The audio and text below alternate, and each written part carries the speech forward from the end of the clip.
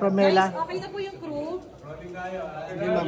Sir, priorities na lang po as speaker and baka may directives din po kayo sa Baguio. Unang-una, alam niyo naman po na talaga ang pinaglalaanan natin ng oras ngayon na to make sure na transparent at ang ating pinapapasang proposed budget for 2026. Katunayan yan, ngayon ay meron tayong ginagawang budget amendment and revisions sa subcommittee na kung saan marami mga member ng House tinatalakay at binubusisi ang proposed budget for next year. Kaya naman ako po ay yan ang aking dapat natin na pagtuunan ng pansin at hinihiling po sa inyong lahat na sama-sama nating bantayan ang proposed budget na to nang matiyak na tama ang paglalaanan ng pondo ng bawat sentimo para po sa ating sambayanan.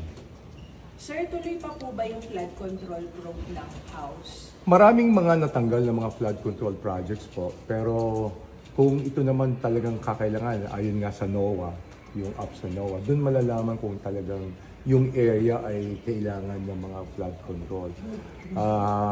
Si Secretary Vince Dizon naman ang gumagawa ng lahat ng mga recommendation kung may tutuloy o mabibigyan pa ba ng mga pondo yung mga district o probinsya na nangangailangan ng ganitong klaseng pondo. Sir, question regarding SALN. Susuportahan niyo po ba yung panawagan na ang mga kongresista po ilabas yung kanilang mga SALN dahil po in past congresses may ganun pong practice na natigil lang? Sa tingin ko naman, sa ngayon, kailangan talaga maging makita nila ang ating mga miyembro at hindi lang dito sa miyembro ng ating mababang kapuluan, dito sa Kongreso, ay lahat dapat talagang makita at maging bukas ang SALN ng bawat isa para sa ganun talagang ipakita natin sa ating mga kababayan at may manumbalik ang pagtitiwala sa atin. So, next question, will commit to release your SALN?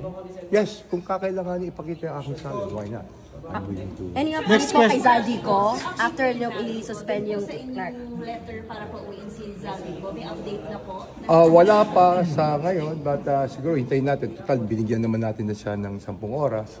10 araw.